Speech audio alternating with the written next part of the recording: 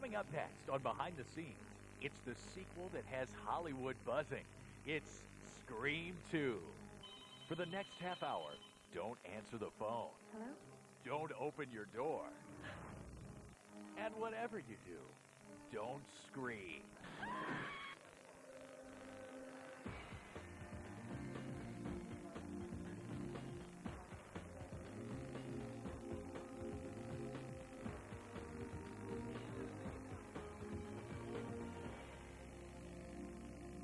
Welcome to E's half-hour look behind the scenes of Scream 2. When we last saw Sidney Prescott, Neve Campbell's character from Scream, she was dealing with the fact that her boyfriend had gone on a killing spree, cutting up most of her friends. Fast forward to present day. 2 years later, and Sydney's definitely gone through a lot of transitions and become a lot stronger because of her circumstances in the past. Sydney's now in college, a drama student, and finally putting her blood-soaked past behind her, or so she thought. Hello, Sydney. Remember me? What do you want? It's time, girlfriend. Don't you know history repeats itself? In Scream 2, we discover that tabloid reporter Gail Weathers, played by Courtney Cox, has written a best-selling book about the murders that rocked Sydney's world. Starring in the Gail Weathers press conference, based on the book by Gail Weathers, soon to be a major motion picture starring Gail Weathers. The book is turned into a movie called Stab, and with the release of the movie comes the release of a new killer. The killer's trying to finish what was started.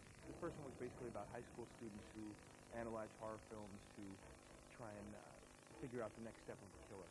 In this one, they're college students, they're film students analyzing horror sequels to try and figure out the next step of a copycat killer. So it's our job to observe the rules of the sequence. Number one, the body count is always bigger.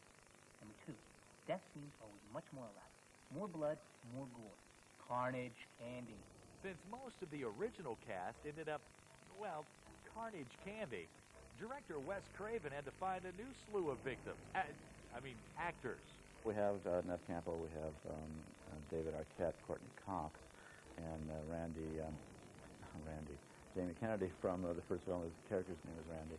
So we have this core group of kids, and then we assembled this whole new cast. The Jada Pinkett and Sarah Michelle Gellar and Jerry O'Connor, and all these terrific new actors and actresses. I basically play Neve Campbell's boyfriend. My job in this film is to kiss Neve, basically, in almost every scene. So it's very tough for me. It's very hard for me to find motivation in this. No, it's the best gig in the world. Come on, get your jacket. Let's get you home. Dewey's a good guy. He's a nice guy. He lost his sister in the first film and kind of wants to, I don't know, make sure nothing happens to Sydney and maybe see Gail Weathers again. Give him a piece of his mind. What I think is that you're money-hungry, fame-seeking, and forgive me for saying mediocre writer. He's got a cold storage shed where her heart should be.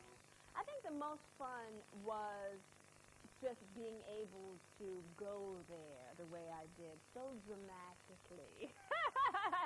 I really had a good time with that. I really did. I hate scary movies. Sandra Bullock is playing right down the street. You want to pay $7.50 to see some Sandra Bullock? Especially naked. Oh, but you will sit through a movie called Stab. I think Scream's sort of different than any other movie in the same vein. I think it toys a lot with the humor of it and kind of has parallel lives, a serious story, and sort of this mocking of those sort of movies. The first Scream was a major success, bringing in more than $100 million. It has a sort of cult following, and Wes Craven believes the second installment could have the same effect on moviegoers. Part of it is just the cleverness of the script, which is, you're watching a movie that was made by Hollywood, the conceit. So within our movie, there's a movie called Stab, which is essentially based on a book that was written about the events that were the substance of Scream 1. So here you are in a theater watching some people in a theater watching a movie of the movie that you saw last year. It's so much fun. With the opening in this one, because of course the openings in the first one are so famous, they've really done something different with this, and they didn't even try to copy themselves. And that's the thing about Scream, is originality. Of course, we can't tell you what happens in that opening scene, We can tell you that one of the bigger names in the film meets an early demise. How do we find the killer, Randy? That's what I want to know. Well, let's look at the suspects. Scream 2 is probably one of the most highly anticipated sequels in recent memory. A tidbit of information that did not escape Neve Campbell. I think there's always high expectations on any sequel, only because the very reason that a sequel is made is because the first one was so successful, so you're always dealing with that in the beginning anyways. But I think we're lucky. I mean, there's obviously a pressure to have it be as good as the first, and I was definitely antsy about it and sort of wondering whether it would be as good. But when I read the script, I was really happy. I was really pleased because, you know, it's still funny, it's still scary, and the characters have developed and they've gone through the transitions. It's not like we're doing exactly the same thing over again. Why would you want to be here when the killer strikes again? I mean, granted, I should have read your book before I took this job, but I'm reading it now, and woo, I read what happened to your last cameraman. The guy got gutted. I'm always surprised when sequels are better than originals. And just to name off a few, Aliens, I think it's a lot better than Aliens. Terminator 2, I think, is a lot better than Terminator. And I think it's pretty safe to say that Scream 2 is better than the first. There's the obvious boyfriend, Derek. So you think it's Derek? Not so fast. Forget the boyfriend. He's tired. Who else do we got? There's Mickey, the freaky Tarantino film student. But if he's a suspect, so am I. So let's move on. maybe you are a suspect. Well, if I'm a suspect, you're a suspect. You have a point. Okay, let's move on. Think about it. This is a big chance for you. The story is monumental. Don't you want to be a part of that? I want to report the news. I don't want to be the news. Welcome back to E's behind-the-scenes look at Scream 2. Gail's not here. I'm not interrupting anything, am I? You three look deep in thought. It didn't take much thought for Wes Craven to come up with a killer ensemble cast for Scream 2. There were the surviving members. Neve Campbell as our main character, Sidney. Courtney Cox as tabloid reporter Gail Weathers. David Arquette as Dewey. And Jamie Kennedy as Neve's pal Randy, the guy who had an obsession with horror films. Do you want to die tonight? Is that the best you can do? Why not set your goals higher, huh? You want to be one of the big boys? Manson? Bundy? OJ? Adding to the fright this time around, Jada Pinkett, Omar Epps, Sarah Michelle Gellar, and Jerry O'Connell. You will really hope that all of your gigs are like this, you know, because you're hearing such horror stories about, you know, casts not getting along and such, and I mean, we were just inseparable. We were like the Rat Pack, you know? We were running around like Frankie and Dino. It just becomes like a big family. They're all about the same age. They're all extremely intelligent. They're very funny. The cast had an incredible time. We had a fantastic time in the first movie, and I was like, is it going to be the same? We don't have the same actors. We don't have Matthew Lillard. We don't have Skeet Ulrich. And it's going to be different, but it was really nice. Everyone got along fantastically. And Wes jokes that he could have had, you know, he always tries to remind us, he could have had anyone in Hollywood. Apparently every young actor wanted to do even the smallest cameos. It's sort of an honor because, and the more, you know, the more people you get, the more of an honor it kept becoming because everybody just wanted to do it. So I was really excited. It was definitely a good way to get started, to have everybody be on location because you get a chance to get to know one another again. You're staying in the same hotels, so you hang out, and that develops the relationships and it develops the characters as well. I'm just continually surprised by kind of the depth of this cast, you know, and especially, I think, Neve Campbell, who has this incredibly complex and very difficult character to play. The range that she has and the sort of solidity. I mean, she's just really an incredibly solid actress. I think she's going to be a very important star. She's an opportunist. Be kind, she saved our lives. Yeah, I know. I read all about it in the book. I can't wait to see the movie. It really is a Scream. I'm not kidding. I know it sounds that's just such a silly thing I just said. But it really is really fun. Wes does such a great tone.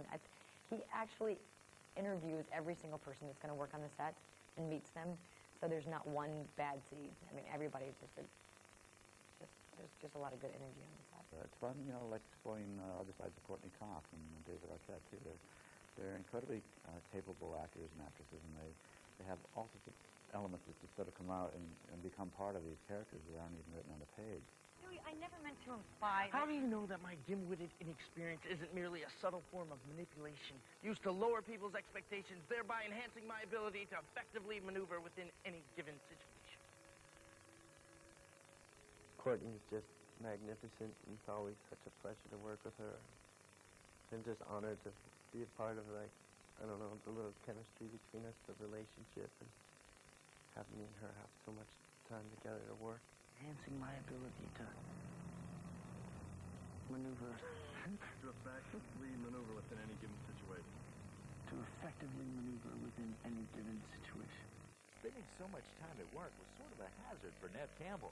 She showed up on the set of Scream 2 the day after she'd completed filming another movie, so she was pretty wiped out. Because I was so tired, I was a little clumsy. I walked into a tree once in the middle of a scene, and they used it as a blooper during the rap party. I was like, thanks a lot. Oh, but the embarrassment was not over for Neve. I also ran into Jerry. We conked heads, and I fell down on the floor. They used that one. It was all me, because I was very clumsy at the time.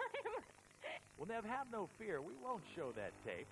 Wes Craven says the laughter rarely stopped when the cameras were off. Jerry's an incredible mind. Jamie Kennedy loves to, make fun of people by duplicating their voice. So these two would have sort of battles of imitations and everything else. So there was a lot of goofing around and fun on the set, which is how I like to run things. With the hard work has a sort of a cushion around it. Cut! Print! Check the gate! We didn't really know who the killer was until about halfway through the movie. But the most fun thing was, there's a guy with a voice. But Wes would never let us see this man, even when he was on the set. And I had the best time trying to find him, and just like being a little mischievous kid, I would always try to find out where the voice was coming from. And I found him. Hello, Ted. Don't forget to set the alarm. Everyone was sort of calling each other the first couple nights going, what's your favorite scary movie? Which is not funny. I didn't particularly care for it. Yes, I'm calling from the... I'm calling from the Omega Beta Zeta house. Someone's harassing me. Okay, cut. Good. That was very nice. Jerry? Yes. You can come in a little bit when you hear them talking about Gail. I really wanted to work in a horror film, and what better guy to work with than Wes Craven? Wes Craven could very well be considered the king of the horror genre. He's brilliant. Nobody knows this genre better. It's a lot of fun. It's I feel like it's an incredibly vital kind of genre. It's one where the audience is very opinionated, they're very smart, they're young. Quite often you talk back to a film, in the theater, which I like. I like an audience that feels like they're directly engaged with the film rather than sitting back and saying, I know, this film is an intellectual thing.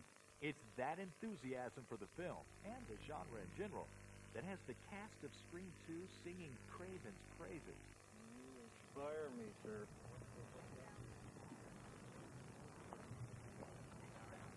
I'll make it nice for the director. He is incredible technically, and I think a lot of people who do this genre have to be. But he's not only that, he's a really good acting director. And he managed to keep a really wonderful ambiance on the set and keep the crew happy and the cast happy and knows how to do that. And that takes a lot of technique. Yeah, Hallie, why don't you take a step more to your left? He's so great. He has a great sense of humor, and he's so smart. He's an amazing, amazing director. I would do any kind of movie with him. He's a great actor's director. He really can pull out any emotion. The little things he does to help with your performance is amazing, and that's what really separates this movie from all others. He doesn't let you just scream. He always says, you're screaming for a reason. Let me know what that reason is. It's very hot here in Georgia. We don't care. Oh, he's the best. Wes is the best. He was so laid back. He's so easygoing, and yet he's so creative. He knows exactly what he wants, and he's a little off. You know what I mean? And I was intrigued with him also because he seems like this straightforward guy, but he's got this really unique personality. Wes, the funny thing about him is that people always assume that he's like this really sick, kind of demented man, and he is one of the most beautiful, balanced human beings I've ever met, just a really calming energy. But he does definitely have kind of a twisted humor. When I first met him, I was, I had garlic in one hand and a crucifix in the other. I didn't know what to expect. And you meet him, and he's such a laid-back, great guy. You could ask any of the other cast members. He's one of the best actors, directors out there. But he's a friend. Whenever we get together, the whole cast always goes out in big groups, and he's always there, and he's one of the last ones to leave. He'll come with us on all of our, stupid young outings, and he's always there. Hey, we were out last night till like 2 or 3 in the morning. The guy was fun. I constantly have to say, Wes, go home. You've got a movie to direct. We'd be playing pool at, 5 in the morning. He's a pretty wild man. Jerry O'Connell has a sort of history with Wes Craven. even though they never worked together before doing Scream 2. When I went to film school, I went to NYU Film, I took this course called the horror genre. And of course, half of it is dedicated to Wes Craven. And I actually wrote a couple papers on the guy. I've yet to have the nerve to bring him in and have him proofread them, because I'm sure he'll find mistakes all over it. Jerry says there's no mistaking what's going to happen now that he's finally gotten to work with his idol. Wes will be getting a psychiatric bill from me by the end of this. It's a pretty freaky movie. So does anything freak out the master of massacres? Usually my shooting schedules. No, I really do things about things that scare me. And, it's like, if I leave a scene and say, okay, this is bare bones of the scene now, what would scare me if I were doing this? Then I try to put that into the film. Scream 2 may actually be Craven's last scary movie for a while. I'm looking forward to doing something a little bit different in my next film. We're doing something with Madonna called, based on a documentary called Small Wonders, which is the story of a school teacher in East Harlem. So, that'll be fun to do. It's not like I hate horror or I want to leave it forever. It's just like, it's important for me to be able to do something different too. The studio has been extremely secretive about the plot of this sequel. The first big chunk of the script that came from Kevin to our offices when we were first beginning work on the film showed up almost immediately on the internet. After that, the studio did everything in their power to keep the script and every last detail under wraps. That included keeping the cast in the dark about the plot. We went into the total secrecy mode where we all had to wear badges. The script was printed on some sort of weird paper that was sort of dark purplish brown that wouldn't Xerox, and people had to sign non-disclosure agreements, and it was like somebody working for the CIA. Trying to go to the bathroom on set was like people frisking you, guards walking you, making sure you're not taking any portions of the script off set. That's true. It was a very close set. Our scripts had maroon bands kind of going down the middle of the script, which so you can't Xerox it, but it also prevented you from reading it, which is really kind of tough. And they'd always get mad because I didn't know my lines, but I couldn't see it. It's like black print on top of black, like really dark maroon. It's kind of a crazy choice. But no, I didn't, even during filming, they didn't know who the killer was going to be yet, so I didn't know. And when I got my first script, it went up to like page 82, and then all it said afterwards was people live, people die, and they wouldn't let us know. And they picked up the script again. Like, they brought it to the house, you got to read it, they took it away again. Every page was put with your identification number, and so whenever you got changes, you had to give them your paper before they gave you the new one, so you didn't throw it in the garbage. We actually didn't get the last scene until the day before we went to go shoot it. So we had no idea who the killer was. There were bets going off all over the place. I had money on one character, and unfortunately I lost quite a large sum of money. So now that the movie's finished and everyone has moved on to other projects, you'd think the stars would throw us a hint or two about what we can expect. But no. It's so much secrecy. But I understand. I really do understand, because there's so many people trying to guess what's going to happen right now. I really have to think about every question I'm answering, or Bob and Harvey Weinstein are going to have me taken out at the knees. Okay, we will tell you one little secret. Tori Spelling has a cameo in Scream 2 as herself, the star of the movie within the movie, Stab. We'll also let you in on another little secret. It looks like there will be a Scream 3 in the future. It is part of a trilogy. It's Kevin Williamson's sort of grand opus view of Sidney Prescott's life and the people around her. So this is the middle story. Who survived Scream 2 and who lives on in the third installment? Sorry, that we have to keep a secret. Now, I'm warning you guys, I am a verb away from vacating these premises. I'm going to get me some coffee, donuts, Prozac, and I'll be back when you guys start talking about something a little more saved by the belly, all right? We hope you enjoyed this look behind the scenes of Scream 2. Be sure to join us next week when we take you to the set of For Richer or Poorer, starring Kirstie Alley and Tim Allen. Oh, there was that little IRS audit thing. What do you mean my accounts are frozen? Al, I left out a few little details. $5 million?